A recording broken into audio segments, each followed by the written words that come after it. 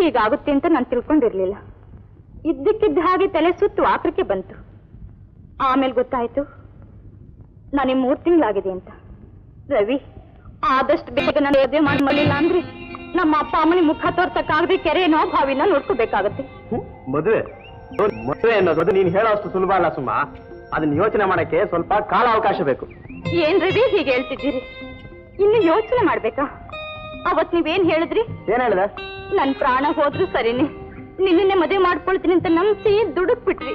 ನನಗ್ ಬುದ್ಧಿ ಇಲ್ಲ, ದುಡುಕ್ ಬಿಟ್ಟೆ. ನಿನ್ಗೆಲ್ಲೋಗಿತ್ತು ವಿವೇಕ? ರವಿ, ಬಾಯಿಗೆ ಬಂದಿದೆ ಮಾತು ಅಂತ ಆಡ್ಬೇಡಿ.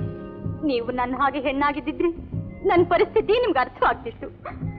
ರವಿ, ಈ ನಿಮ್ ಪಾಪದ ಫಲ ಬೆಳೀತಾ ಇದೆಯಲ್ಲ, ಇದಕ್ಕೆ ಏನ್ ಮಾಡ್ಲಿ?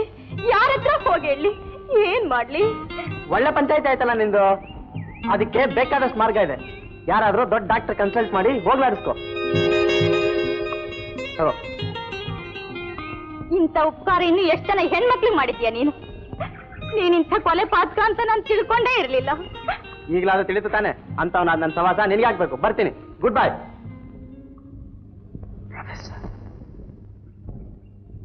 I thought that you were one of my best student. ಅಂದ ಹಾಗೆ ನಿನ್ನ ಹೆಸರು? ರವಿ. ರವಿ. Ravi, correct correct. ನೋಡು ರವಿ, ಈಗ ನೀನು ಮಾಡಿರೋದೇ ಬಹಳ ದೊಡ್ಡ ತಪ್ಪು. ತಪ್ಪನ್ನ ತಪ್ಪಿನಿಂದ ತಿದ್ದೋದಕ್ಕಾಗೋದಿಲ್ಲ, ವಿವೇಕದಿಂದ ತಿದ್ದಬೇಕು. ನಾನು ಹೇಳ್ತಾ ಇದ್ದೀನಿ, ಮರ್ಯಾದೆಯಿಂದ ಈಕೆನ ನಿಮ್ಮ ಮನೆ ಕರ್ಕೊಂಡು ಹೋಗಿ ನಿಮ್ಮ ತಂದೆ ತಾಯಿಗಳಿಗೆ ಒಪ್ಸು. Sir, this is none of your business. ಸಂಬಂಧ ಇಲ್ಲದ ವಿಷಯಕ್ಕೆ ತಲೆ ಹಾಕ್ಬೇಡಿ. ಯಾವ್ದಪ್ಪ ಸಂಬಂಧ ಇಲ್ಲದೆ ಇರೋದು? ನಿಮಗೆ ವಿದ್ಯಾಬುದ್ಧಿ ಹೇಳ್ಕೊಟ್ಟು ನಿಮ್ಮ ಭವಿಷ್ಯ ಭವ್ಯವಾಗಿ ರೂಪುಗೊಳ್ಳೋದಕ್ಕೋಸ್ಕರ ಶ್ರಮಪಟ್ಟು ನಿಮ್ಮ ಒಳ್ಳೇದಕ್ಕೋಸ್ಕರ ದಿನವೆಲ್ಲ ದುಡಿಯೋದಕ್ಕೆ ನಮಗೆ ಸಂಬಂಧ ಇದೆ. ಅದೇ ನೀವು ಅಸಭ್ಯತನದಿಂದ ಅನ್ಯಾಯ ಮಾಡ್ಲಿ, ಅತ್ಯಾಚಾರ ಮಾಡ್ಲಿ, ಅನೀತಿಯಿಂದ ನಿಮ್ಮ ತಂದೆ ತಾಯಿಗಳಿಗೆ, ವಂಶಕ್ಕೆ, ಓದಿದ ವಿದ್ಯಾಸಂಸ್ಥೆಗೆ ಅಪಕೀರ್ತಿ ತರ್ತಾ ಇದ್ರೆ ಅದು ತಪ್ಪು ಅಂತ ಖಂಡಿಸಿ ಬುದ್ಧಿವಾದ ಹೇಳೋದಕ್ಕೆ ನಮಗೆ ಸಂಬಂಧ ಇಲ್ಲ ಅಲ್ವೇ? ವಾಟ್ ಯು ಮೀನ್ ಬೈ ಗುರು? ಗುರು ಅನ್ನೋ 2 ಅಕ್ಷರದ ಅರ್ಥ ಗೊತ್ತಿದೆಯಾ ನಿನಗೆ? ಗುರು ಸಾಕ್ಷಾತ್ ಪರಬ್ರಹ್ಮ ಅನ್ನೋ ವಾಕ್ಯನ ಕೇಳಿದ್ದೀಯನಯ್ಯ? ಹಗಲು ರಾತ್ರಿ ಶಿಷ್ಯನ ಮೇಲ್ಮೆಗೋಸ್ವಾರ ದುಡಿಕನೆ ನಿಜವಾದ ಗುರು ಅನ್ನೋದನ್ನ ಚೆನ್ನಾಗಿ ನೆನಪಿನಲ್ಲಿಟ್ಕೋ. My student whom I thought a bright boy, I will never allow him to fall. Come on, come on. ಬಿಡ್ರಿ ಕೈನ. ಈ ನಿಮ್ ಲಕ್ಷನೆಲ್ಲ ಕಾಲೇಜಲ್ಲಿ ಇಟ್ಕೊಳ್ಳಿ, ನನ್ನ ಹತ್ರ ನಡೆಯಲ್ಲ. ನೀವ್ಯಾರು ಇದನ್ನ ಕೇಳೋದಕ್ಕೆ? ಏನಂದೆ? ನನ್ ಯಾರು ಅಂತ ಕೇಳ್ತಾ ಇದ್ದೀಯಾ? ನಾನು ಈಕೆ ಅಣ್ಣ. ಅಣ್ಣ ಅಂತ ಅಣ್ಣ? ನಿಮ್ ಕೆಲಸ ಮಾಡ್ಕೊಂಡು ಹೋಗ್ರಿ.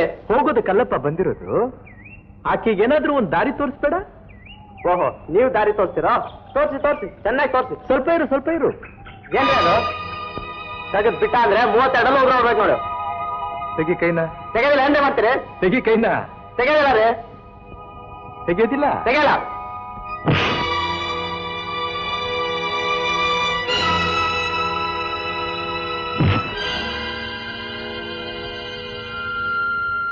R you all right?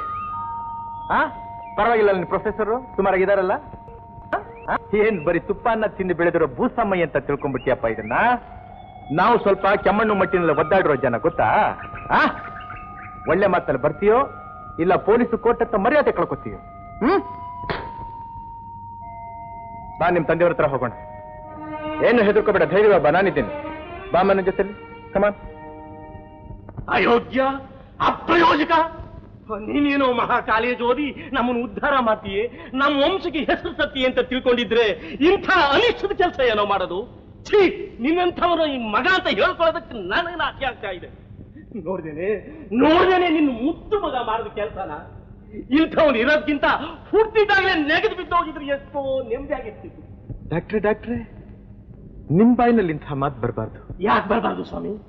ಯಾಕೆ ಬರಬಾರ್ದು ಅಂತೀನಿ? ಈ ಚಂಡಾಲ ಮಾಡಿರೋ ಕೆಲಸಕ್ಕೆ ಇವನ ಕತ್ತರಿಸಿ ತುಂಡು ಮಾಡಿದ್ರು ಪಾಪ ಬರೋದಿಲ್ಲ.